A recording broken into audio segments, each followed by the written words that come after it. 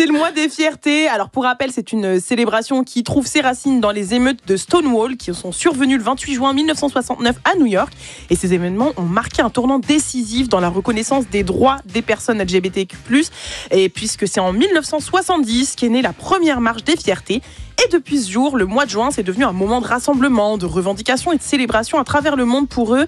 Et cette année, la Semaine des Fiertés se déroulera en tout cas sur Paris du 21 au 28 juin avec une programmation riche en activités culturelles, militantes et festivals. Et du coup, c'est quoi le thème cette année ? C'est vrai qu'il y a un thème tous les ans. Alors là, cette année, c'est Unis pour l'égalité. C'est un thème qui met l'accent sur la solidarité entre toutes les identités de genre et d'orientation sexuelle. Et c'est un thème particulièrement pertinent aujourd'hui dans un contexte où, malgré les avancées, il reste quand même des violences et de l'homophobie. En France, selon les derniers chiffres du ministère de l'Intérieur, les violences anti-LGBTQIA+, ont augmenté ces dernières années, et en particulier les agressions contre les personnes trans. Et justement, célébrer le mois des fiertés, c'est aussi reconnaître leur place dans la pop culture.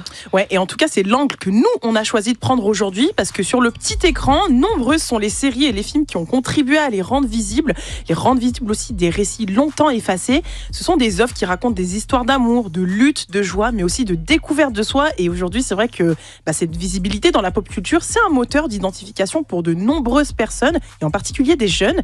On peut dire que c'est une avancée culturelle majeure qui va de pair aussi avec les luttes politiques. Et justement, Florence, tu voulais nous parler d'une série que toi, tu as beaucoup aimée. Ouais, du coup, pour célébrer ce mois des fiertés, moi, je voulais vous parler d'une mini-série qui s'appelle Split, qui est sortie en 2023. Du coup, c'est 5 épisodes de 18 minutes dont l'action se passe sur le tournage d'un film en hommage à l'actrice Musidora, qui a joué le rôle d'Irma Vep à l'époque. Donc, c'était la première vampe de l'histoire et une figure féministe avant l'heure, donc déjà une belle mise en abîme. Bref, donc sur ce tournage, c'est Anna qui tombe amoureuse d'Eve, la comédienne qu'elle a doublée.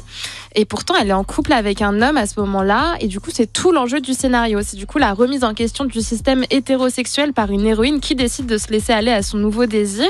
Est-ce que vous êtes déjà posé des questions aussi existentielles après avoir regardé une série ou un film ? Genre, vous avez regardé un truc et vous vous êtes dit « Ah putain, ça, je m'étais jamais posé la question. » Ouais, il y a plein de trucs. Là, je saurais pas dire exactement quoi ou quelle question.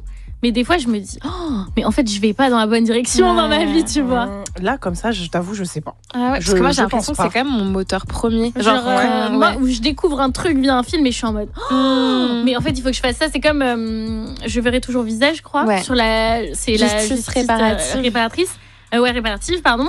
Et j'étais vraiment en mode, mais en fait, je crois que je veux faire ça aussi dans ma vie. Et même moi, ce film-là. Ah oui, t'en avais déjà parlé. C'est une avocate, un truc comme ça.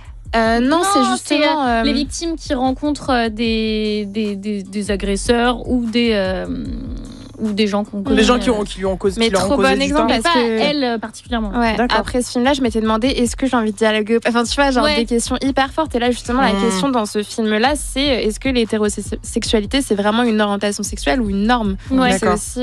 Et en tout cas, avoir ce genre de questions dans une série, ça change de ce qu'on peut voir d'habitude dans les films. Parce que du coup, la plupart du temps, on est face à des récits de coming out à l'écran. Ici, il s'agit de la question du choix vraiment. En plus de ça, c'est aussi révolutionnaire parce que les histoires d'amour lesbiennes manquent. D'ailleurs, c'est la première fois que des femmes lesbiennes sont mises au centre dans une série française. Et ce qui fait plaisir, c'est que leur romance, elle est joyeuse. Donc, il n'y a pas de domination, de rivalité ou quelqu'un qui s'oppose à elle. Alors que d'habitude, les séries avec des lesbiennes sont souvent dramatiques et mettent en scène leur souffrance et voire leur mort. Et c'est un phénomène qui a un nom, on en a déjà parlé plusieurs fois. Ce syndrome, c'est le syndrome de la lesbienne morte. T'en as déjà parlé dans une autre émission, Florence. Et du coup, si on a pu avoir cette représentation positive, c'est aussi grâce à la réalisatrice de Split, donc Iris Bray. En fait, elle a juste mis en pratique ce qu'elle théorise depuis des années. Elle est spécialiste des femmes à l'écran. Elle a notamment écrit un essai sur le regard féminin où elle analyse des œuvres audiovisuelles qui placent du coup le regard du point de vue de l'héroïne en s'affranchissant de ce qu'on appelle le male gaze et qui peut malheureusement être sexiste. Et justement, pour sa première fiction, c'était simplement la continuité de son travail que d'en faire un objet politique pour du coup avoir un impact sur le réel. Et au-delà du récit, ça donne des images qu'on voit rarement. Complètement, justement, elle évoque des tabous comme les règles. Il y a aussi le sujet des fausses couches ou même de l'avortement. Et en fait, c'est salvateur étant donné que tout ça, ça fait partie de l'expérience féminine. Est-ce que pour vous, c'est important du coup de montrer ces gestes du quotidien Bien sûr. On en avait déjà parlé, mais juste le fait de le montrer, c'est aussi l'ancrer dans la tête des gens en disant que ça existe. Sachant Moi qu'il y a aussi, beaucoup de choses qui viennent par la pop culture qu'on intègre dans nos cerveaux, tu vois, sans s'en rendre compte. Donc bien sûr que c'est important. Bah ouais, carrément. Bon, en tout cas, quoi qu'il en soit, ça permet justement de changer les imaginaires. Et pour donner vie à cette utopie féministe, Iris Bray, du coup, elle a fait le choix de tourner avec une équipe à 80% composée de femmes, ce qui est rarissime encore une fois. Puis elle a aussi fait appel à une coordinatrice d'intimité pour les scènes de sexe et du coup veiller à ce que tout le monde soit à l'aise et consentant avec les gestes demandés. Et pendant mes recherches, je voyais qu'apparemment c'est quelque chose qui embêtait certains réalisateurs. Et c'est fou quand même en fait de penser qu'un acte sera pas aussi intense s'il est safe. Et d'ailleurs dans le film, il y a des moments où elle se demande est-ce que je peux t'embrasser, etc. ou quoi. Et c'est cool, non? Est-ce que vous c'est un truc que vous trouvez sexy ou pour vous il y a un peu ce truc de ça casse l'ambiance? Non, moi je trouve que ça casse pas. Si c'est demandé, ça peut totalement être dans le mood. Bah, en fait, c'est grave respectueux. En fait, c'est même mignon. Genre, t'es là, t'es avec quelqu'un. Moi, vraiment, je comprends pas les gens qui sont en mode ouh, ça casse. Ça demandé si en même temps, si la alors... personne elle est en mode je veux l'embrasser. Allez, si la personne elle est comment? Elle est en mode je veux t'embrasser. Ah mais là c'est non, mais c'est quoi cette personne chelou là? Vas-y, si c'est un gars face à toi qui fait ça. Mais si t'es dans le mood, la personne elle te demande si elle peut t'embrasser, oui. Mais par contre, ça peut mettre un petit coup de stress. T'es face à un gars comme ça, il dit je peux t'embrasser. Petit coup de chaud. Je sais pas. Attends. Ouais, moi j'aurais peur de dire n'importe quoi. Tu paniques, tu fais Non mais moi une fois j'ai paniqué comme ça en 5e quand le mec dont j'étais amoureux. Non mais le mec dont j'étais amoureuse, il m'a demandé le bus, il passait à quelle heure, je lui ai dit ta gueule. Genre j'ai trop paniqué. Elle a pas changé la pub. Je peux t'embrasser ta mère. C'est vraiment incroyable. En tout cas, moi je suis fan et visiblement les filles aussi. Et ce qui est marrant aussi, parce qu'on en parlait tout à l'heure, c'est que pour arriver à ce tournage du coup inclusif, Iris Bray elle a dû prendre en compte tout le monde et ça passait notamment par le fait de mettre des tampons et des serviettes à dispo dans les toilettes. Tout est lié aujourd'hui, tout est lié, vraiment. Et en fait tout ça vraiment ça va trop avec la vibe de la série Split qui est pleine de tendresse. Quoi. Ok. En tout cas, moi je vais regarder. Première reco déjà. C'est une reco avant les recos. Voilà. Donc tu commences à devenir une professionnelle de ça. Leïla, toi, tu t'es intéressée à un film où c'est tout l'inverse, parce qu'on est plus sur une histoire assez difficile. En fait, quand on pense à des films qui parlent d'homosexualité, on imagine souvent, comme tu as dit, des coming out, dans des familles blanches, de classe moyenne, des parents un peu choqués, puis une fin super émotive avec l'acceptation et tout.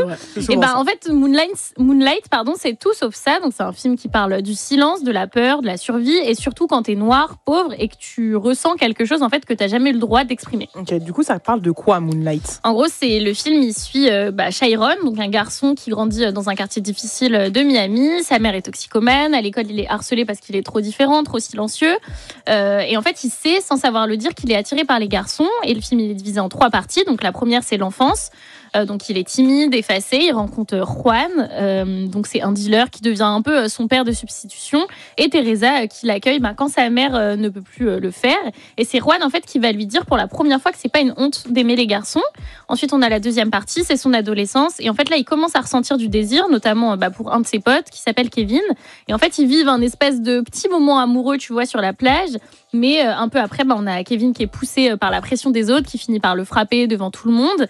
Et c'est là que vraiment Chiron, il explose. Et ensuite, on a la dernière partie, c'est à l'âge adulte. Et en fait, tu te rends compte qu'il est devenu dealer. Et à ce moment-là, il revoit Kevin. Et en fait, le film ne montre pas juste une histoire d'amour classique. Il montre en fait tout ce que le monde fait pour empêcher deux garçons de s'aimer. Oui, parce qu'en fait, dans les milieux populaires racisés, on parle très peu, voire même pas du tout d'homosexualité. Et oui, et pas parce que les gens sont plus homophobes que dans d'autres milieux, mais parce que tout est plus fragile, la survie, l'image, la famille, le respect. Et on demande souvent aux garçons d'être forts, virils, invincibles. Et aimer un autre garçon, dans ce contexte-là, c'est vu comme une faiblesse, comme si on pouvait pas être noir, pauvre et gay. En gros, c'est trop de couches de violence à la fois, tu vois. Mais c'est pour ça que même dans ces luttes-là, il faut prendre en compte l'intersectionnalité. Oui. Et genre se dire que moi, ça me rajoute des difficultés d'être et noir et gay. Parce qu'en plus, il y a aussi tout l'aspect culturel où en vrai, c'est aussi moins visible que aussi même dans des grandes villes. Enfin, en fait, il y a trop de choses à prendre en compte. Et du coup, Chiron, donc le personnage principal, lui, c'est le symbole de tous ceux qui grandissent avec des émotions étouffées finalement. Oui, et en gros aussi de tous ceux qui ont appris du coup à se taire pour ne pas souffrir. Il parle peu, mais on comprend tout. Donc sa gêne, sa peur, ses envies, son besoin de tendresse, etc. Parce que montrer un garçon noir qui pleure, qui aime et qui sait pas comment se défendre autrement que par la fuite ou dans le silence, c'est aussi briser un tabou énorme. Donc vraiment, si vous voulez regarder ce film Moonlight, il n'est pas dispo sur les plateformes. J'allais te demander ça. Ouais, il est dispo en VOD, quoi. Faut l'acheter ou le louer. D'accord. Mais il est vraiment génial. Et au-delà de ça, les images de ce film, genre t'as l'impression de voir un album photo tout le temps tellement tout est beau, les lumières. Bref, moi j'ai vraiment adoré. Je peux pas le regarder sans chialer. Ok, c'est une autre reco. Avant les recos. Et justement, il est 20h11. On est sur Move en direct de la pluie et le beau temps, votre hebdo du mardi. On parle de tout, l'actu, culture et société. Et justement, dans la pluie et le beau temps, on se dit tout sur ces sujets qu'on aborde. Green flag. Red flag. Alors, c'est quoi ton red flag, Flo, sur l'homosexualité, ce sujet-là dont le on mois parle? des fiertés. Le mois des fiertés. Moi, du coup, c'était... donc, il y a plusieurs personnes qui pratiquent plein de choses différentes, dont le polyamour, qui est le fait d'aimer plein de gens différents. Ouais. Et moi, je trouve qu'en fait, il y a plein d'hommes hétérosexuels qui se réapproprient plein de choses. On va en parler de cela. À ne pas confondre avec la polygamie. C'est pas du tout la même chose. Non, rien à voir. Mais du coup, il y a des gars qui se disent polyamoureux. Pour tromper.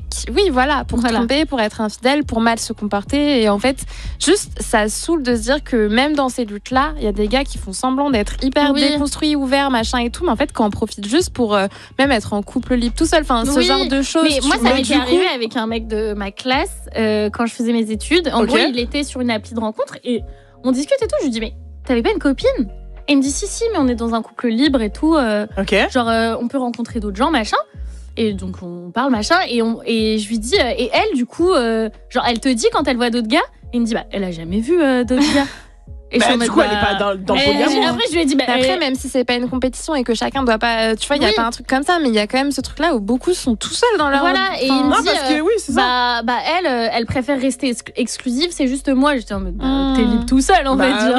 Et surtout mais est-ce qu'elle est d'accord? Parce que qu'on se dise, dans le polyamour, elles ont le droit aussi d'avoir d'autres gens. Et aussi, il y a des filles qui acceptent en se disant, qu'elles préfèrent parce qu'elles aiment bien le gars en question, quoi. Et ça, donc elles sont un peu forcées finalement, c'est même pas tant un truc où ils sont d'accord tous les deux. Forcé subi, quoi. C'est subi, quoi. Se forcer et elles-mêmes, puis même c'est quand il y a des gens qui aiment au point de faire des choses auxquelles ils des sacrifices, même je t'explique un peu en quoi c'est bien, c'est mieux, faut penser comme ça, machin et tout. Ouais, en vrai, le polyamour, c'est un vrai Mais surtout que sujet. ça, c'est encore plus de règles, c'est encore plus bien de sûr. temps et d'intelligence émotionnelle où tu dois gérer de plein de gens. Oui, et de communication surtout. Donc, pense pas que c'est à la légère et que juste ça va te permettre tu veux juste tromper. Je et après, tu te dis, écoute, je t'avais pas dit, mais je suis polyamoureux. Non, mais je suis dans un nouveau modèle sociétal d'amour. Non, mais je me suis rendu compte que j'étais polyamoureux. Ouais, je peux en avoir plein, mais toi, t'es encore hétérosexuel. Franchement, vas-y, t'es pas polyamoureux. T'es juste un gros trompeur. C'est quoi ton red flag, Leïla? Moi, c'est les phrases du genre, j'aimerais trop avoir un meilleur ami gay. Ou quand il y a de la fétichisation, ça. Ouais, quand il y a des filles qui vont voir des mecs gays et qui leur disent, oh, mais ça serait trop bien, on serait trop meilleurs amis, on ferait les magasins et toi tu serais un peu une chippie, tu vois. T'es pas gay, toi. Tous les trucs comme ça. Et en fait, moi, je vous le dis, pour moi, c'est la même phrase que si tu disais, j'aimerais trop avoir un ami noir. Oui. Non, mais c'est parce que t'imagines des trucs d'un gay et t'es en mode. C'est les clichés. Et surtout tous les stéréotypes que tu peux foutre sur une personne, tu les prends. Enfin, genre moi, demain, je vais pas aller voir. Un Renoir et lui dire ouais, moi j'ai pas d'amis noirs, j'ai trop envie que tu sois un ami noir, on va faire quoi? Ça a l'air trop rigolo. Pour le coup, ouais, je vois ce que tu veux. Mais en fait, c'est tout ce qui est lié à la fétichisation des gens, tout simplement, quoi. Mais c'est vrai. Mais pour le coup, ça va suivre parce que moi, mon raid, c'est que pour le coup, j'ai vraiment un ami gay, mais vraiment un vrai, tu vois, et c'est pas pour ça. Et du coup, je suis pas homophobe. J'ai un ami gay, ok. Et non, pour le coup, on est très souvent ensemble, etc. Et la dernière fois, pour la première fois, j'ai vécu en direct on va appeler ça une violence, parce que c'est une agression qu'il a vécue. J'étais là, j'ai vu, et je me suis dit, oh waouh, genre, dingue en vrai ce que t'as vécu, genre, tu vois, c'est quoi? C'est genre, c'était trop une dingue. Des insultes, c'est juste des regards, et après des regards, mais genre très très très méchants et alors qu'il faisait juste sa vie tranquille, tu vois. Mais c'est comme moi, j'ai un pote, il est gay et genre il parlait du fait d'aller vivre à l'étranger et genre je lui disais mais t'as pas peur qu'on te regarde bizarre et tout, genre dans d'autres cultures où ils regardent les gens européens ou bizarrement, et après il me disait mais moi c'est mon quotidien à Paris, donc c'est ça. Mais moi c'est sa réaction qui m'a étonnée, c'est parce que quand il a vécu ça, en fait j'ai vu et lui il a pas vu, tu vois. Et je lui ai dit mais t'as pas vu là comment. Parce qu'ils étaient beaucoup, c'était un groupe qui passait, ils se sont grave moqués et tout. Et j'étais là, genre, mais t'es sérieux? Il me dit, mais FMDR. En fait, lui, ça l'a pas touché profondément. Alors que moi, je me suis dit, mais c'était grave gratuit, genre. Mais en fait, tu vois, quand t'es pas habitué à ce genre de truc, et vu que toi, t'es dans ton ouverture d'esprit où tous tes amis, qu'ils soient hétéros, polyamoureux ou hétéros, tu t'en fiches. T'as pas l'impression que le monde autour de toi il est hostile à ces gens-là. Tant que tu lui dis pas le truc, la réalité. Et du coup, quand tu le vois, ça m'a choqué, tu vois. Genre moi, je l'ai déjà vu, mais pas sur pas avec un sur proche, le fait que ça concerne des gens que je connaisse. Ouais. Et à chaque fois, j'ai ce truc de mais je savais pas qu'il y avait autant encore de méchanceté sur des trucs comme ça. Ouais. Parce après, que je me dis, on est parfois, jeunes, on habite en Île-de-France, on voit plein de choses. Mais pour c'est le fou coup, qu'il y ait pas des du gens. tout, Après, peut-être parfois aussi, c'est des gens qui sont en mode star. Enfin, pour le coup, j'ai aussi des potes qui sont beaucoup arrêtés en mode voix, t'oses des trucs, machin. Ouais. Franchement, la vérité de là, c'était regarde. vraiment gratuit et il était juste lui-même. Et moi, je le connais personnellement et je me suis dit, mais vous connaissez même pas la personne, genre l'être humain. Non, mais tu de vois, toute je parle façon, même pas de. eux, ils vont jamais. Enfin, les gens comme ça, ils vont jamais chercher à Je connaître sais, les gens. tu C'est vois. comme les racistes. On va pas essayer de convaincre des Oui. gros mais fous. c'est chiant de c'est dans devoir le même avoir sac. le courage Mais bien d'exister. sûr. Mais oui. C'est dans le même sac. Mais sa réaction, ça m'a touchée parce que il m'a dit, mais franchement, ça arrive tout le temps. Bah oui. Tu sais quoi, genre en mode MDR, genre ça là, mais t'as rien vu, ma belle. Ah d'accord, ok, c'est très grave. Franchement, ça m'a fait de la peine. Ça, c'était mon gros raid. Et en plus, comme c'est hyper récent là, je voulais en parler. Alors vos greens quand même, les choses assez. Ouais. Alors, cool.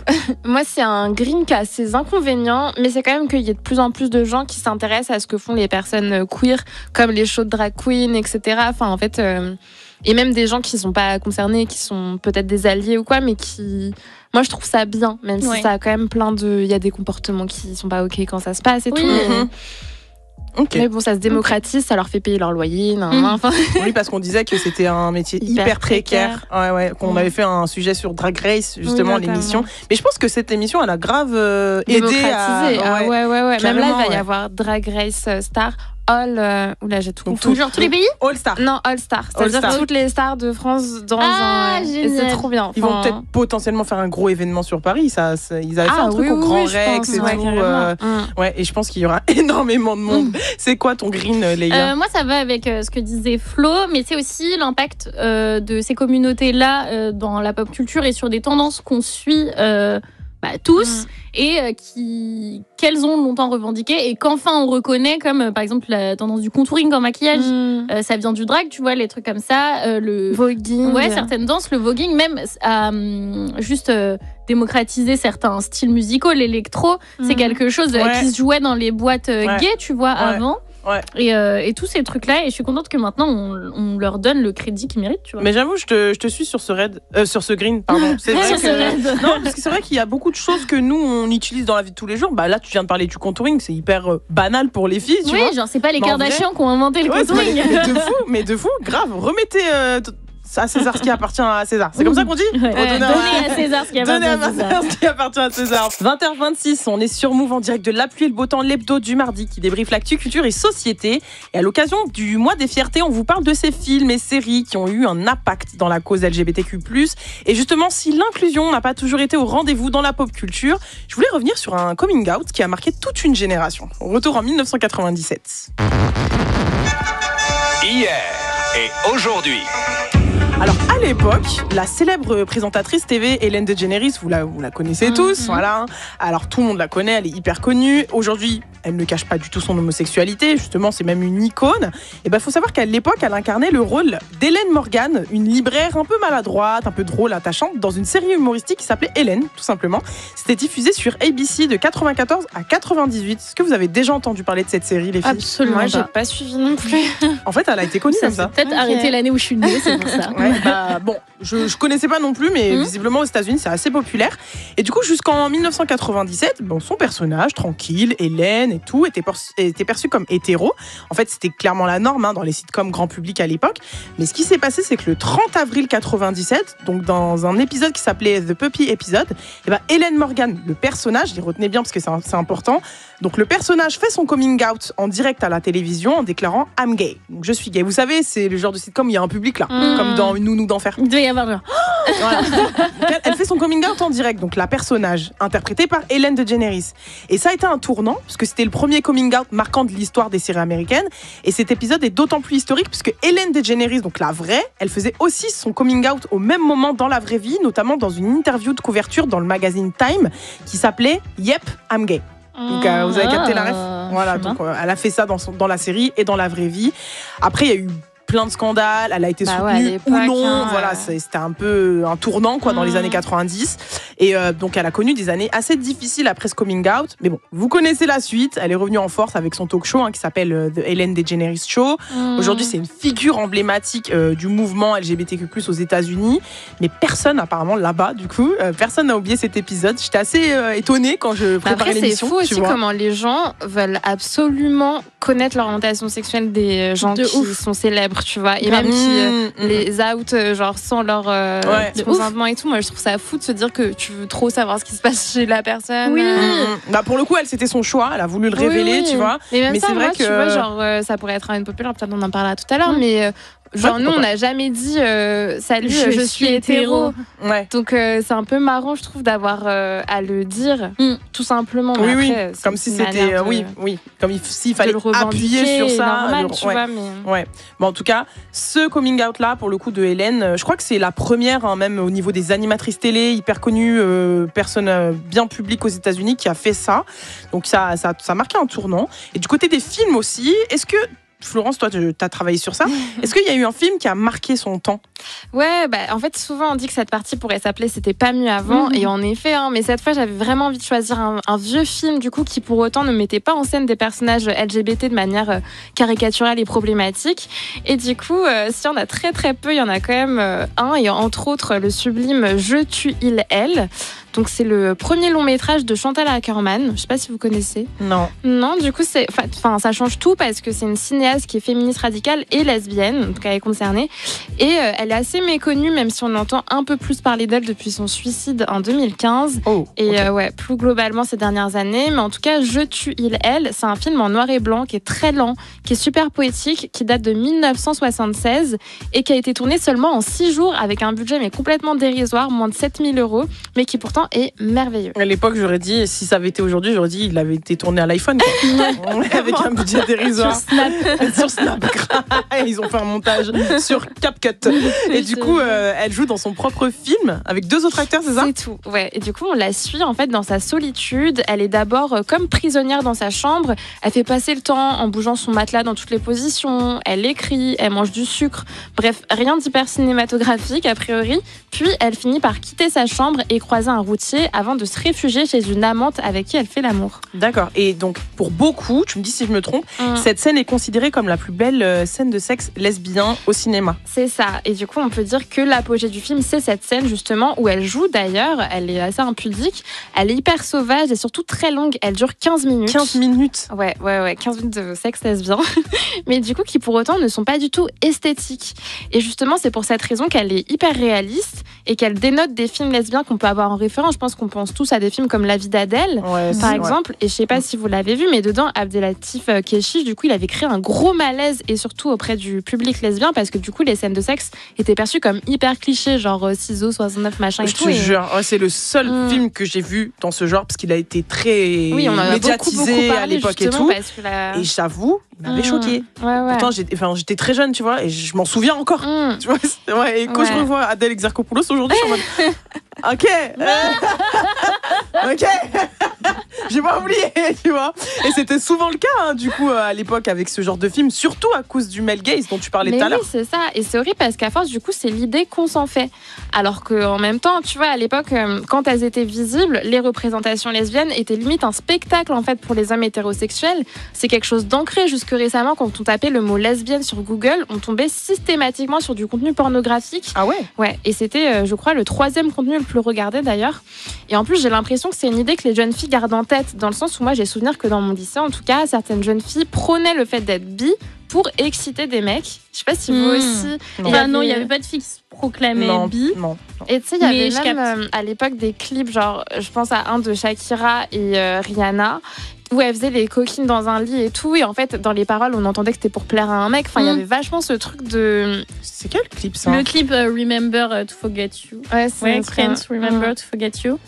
Ah, waouh, c'est ce en truc. mode, Ouais, elles sont trop belles. Je dis vraiment comme ça. Ouais, parce que c'est un fantasme de mec d'avoir plusieurs meufs et tout. Ouais.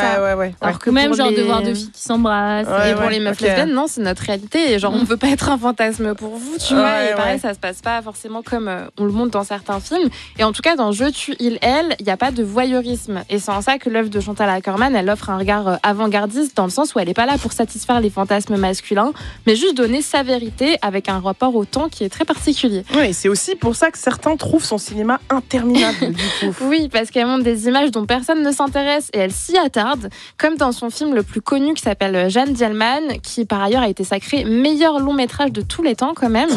Et du coup, dedans, elle met en scène une femme au foyer qui répète les mêmes tâches pendant 3h20. Pendant 3h20, on la voit faire des tâches ménagères, entre autres. Et elle parle pas? Pas trop. Est-ce que pour vous c'est trop long? C'est plus Même que long. si c'est le meilleur film de tous les temps. C'est mort. Pour moi. Bah après, par curiosité, je peux le regarder, mais si ça me fait chier, moi je me casse. Je vais regarder 10 minutes. La vérité, je suis pas très cinéphile. Mais tu peux, toi? Ah bah oui. 3h20 de ça. Mais parce que moi je trouve qu'il y a un côté beau où tu vois, genre moi j'aime bien quand c'est en temps réel, enfin que tu te dis ah tiens.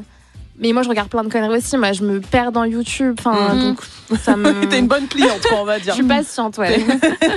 Flo, tout à l'heure t'as parlé des clichés, notamment dans les scènes de sexe. Est-ce qu'on n'a pas aussi quelque chose de très cliché, tu sais, dans les rôles du meilleur ami gay, Leïla? Bah oui, parce que pendant longtemps, en gros, dans les films et les séries, surtout dans les années 90-2000, bah, l'homme gay, il a existé surtout comme le meilleur ami de l'héroïne. Ouais. Et vous voyez de quel personnage je parle, je pense. On pense tous à Sex and the City, Will and Grace ou Guy Betty. Et en fait, ils sont là juste pour pimenter ou pour faire rire. Ouais, et si on gratte un peu, on se rend compte qu'en fait, on sait pas grand-chose d'eux. Bah oui, parce que ce personnage du meilleur ami gay suit un scénario très précis. Il est extrêmement stylé, il a beaucoup de réparties, il vit presque jamais de relations sérieuses. Et c'est souvent la caricature vivante de ce que la société imagine d'un homme gay. Et en plus, il est là pour le divertissement, pas du tout pour les émotions. Il est là pour la mode, pas pour l'amour. Et surtout, il existe presque toujours à travers le regard d'une femme hétéro. Et en fait, est-ce que c'est ce cliché du meilleur ami gay? Il existe aussi dans nos cercles à nous ou dans nos façons de voir les choses avec les hommes gays qui nous entourent. Mais après, moi, je trouve que forcément, ça influence, tu vois, parce que moi, je trouve que déjà, il y a trop de gens qui se permettent de dire toi, t'as l'air gay, machin, par rapport à tes comportements, justement. Et je pense que c'est aussi lié à ça, où quand tu vois des gars exubérants, des gars qui, tu penses à ces films et tu te dis, moi, j'ai associé ces traits-là. Mais oui, même dans la pop culture, on l'intègre. À tel. Ouais, c'est ça. Ouf. Alors que là, on voit plein de gars qui se mettent en rose, en fait, oui, tu peux travailler dans la mode et. Et ouais, c'est vrai. Mais tu vois, ce meilleur ami gay là dans les films, souvent, il est le confident, l'accessoire chic, cette quota de diversité. En fait, il est jamais vraiment le héros de sa propre histoire. Ouais, et l'autre question que je me posais, c'est est-ce qu'en fait, on a juste déjà vu un gay maghrébin ou noir dans une comédie romantique? J'ai pensé au Emily in Paris. Ouais, très récent. C'est tout. Ouais. Mais c'est tout, vraiment. Si on pas d'autres exemples. En vrai, même récemment, il y avait Amour solitaire qui a fait une sorte de web-série où en vrai, là, les persos, je trouve, sont trop bien choisis, pas clichés et tout. Mais c'est récent, c'est quoi. Niche c'est pas aussi, les séries des années 2000 qu'on a eu l'habitude de regarder. Et pareil, dans les années 2000, est-ce que vous avez déjà vu juste un meilleur ami gay qui était pas drôle, qui était juste normal, qui était dans une relation stable, mélancolique et tout? Non. Si ça, c'est juste très récent, tu vois. Tu sais, je pense à qui, là? Je pense au couple gay dans Desperate Housewives. Je sais plus quelle saison, là. Vous vous souvenez? Lee et voilà. Et Tom. Non, pas Tom. Lee et... Je sais plus. Même tu vois, je sais plus. Mais on se souvient très exactement. Bob et Lee, voilà. Mais on se souvient très exactement des clichés qui représentent. Le mec avocat qui s'est caché pendant des années et le mec super maniéré qui s'embrouille avec les meufs. Exactement. Mais très attachant. Par contre, je m'en souviens. Mais du coup, ces personnages, ils sont presque toujours blancs, urbains, issus d'un certain milieu social, et ça laisse croire que être gay, c'est aussi être blanc, mince, riche et vivre à Manhattan. Je te jure. Et que les autres réalités, donc racisées, précaires, rurales, elles n'existent pas. Et en fait, c'est ça qui est dangereux parce que ça efface aussi toute une partie de la communauté LGBTQ+. Et on a des gens en fait, qui se reconnaissent pas du tout dans ce cliché-là, mais qui ont l'impression qu'il faut jouer un rôle, entre guillemets, pour être accepté. Et pourtant, ces personnages, ils ont été importants, mais pas suffisants. Oui, parce qu'ils ont quand même joué un rôle positif, surtout à une époque où l'homosexualité, elle était encore très taboue, pas que ça soit à la télé ou au cinéma. Mais ils ont aussi permis à plein de gens de se sentir un peu moins seuls. Et surtout, ils ont ouvert une porte. Mais cette porte, en fait, on l'a laissée entrouverte. On a accepté les gays à condition qu'ils soient juste fun et féminins. C'est ça, mais en fait, ça aussi, c'est le problème qu'on dit souvent, mais que ça n'a pas souvent été écrit par des personnes concernées. Du coup, ça donnait des caricatures. Bah oui, mais heureusement que les choses changent. Oui, déjà, juste depuis quelques années, on voit des séries et des films qui montrent d'autres types de masculinité queer. Dans Pose, par exemple, on voit des hommes gays, noirs, latinos dans les années 80. Dans des scènes de ballroom aussi. Il y a aussi It's a Sin, c'est Flo qui l'a vu reco, donc on suit un groupe d'amis gays confrontés juste au VIH à Londres dans les années 80-90. Mais tu vois, ça aussi, c'est pas un cliché, c'est trop bien qu'on en parle, mais souvent c'est au sujet de ça. Ouais. Tu vois, comme s'ils n'avaient pas d'histoire, genre de conflit interne. Ou comme si, en fait, au moment où on a dû parler d'eux, c'est parce qu'il y avait cette maladie qui sévissait et on se disait que c'était de la faute en plus des homosexuels à ce moment-là. Mais sinon, dans d'autres séries comme Sex Education, Euphoria ou Headstoppers, en gros, on a des personnages queer qui sont centrés, nuancés, multiples. Et t'as vu, c'est que des teens un peu movie, quoi. Mais bien sûr. C'est marrant mais c'est cool. Mais c'est souvent, justement, à cet âge-là que les choses rentrent dans la tête. Et je pense aussi, comme c'est des nouvelles créations, il se fie à comment le monde évolue, tu vois. C'est clair. Et bref, du coup, des histoires où des mecs gays peuvent être sensibles, en colère, en couple, seuls, amoureux, drôles, tristes, racisés, pauvres, riches, même si malheureusement, pour l'instant, c'est pas encore assez suffisant. C'est des mecs normaux, quoi, finalement, tout simplement, quoi, dans la vie de tous les jours, comme il en existe même chez les hétéros. Et même, je suis sûre que ça aiderait les gens à justement changer d'idée quand ils ont genre des gros clichés en tête, de se dire, mais en fait, non, c'est pas forcément ce qu'on nous met tout le temps devant les yeux, quoi. Ouais, carrément.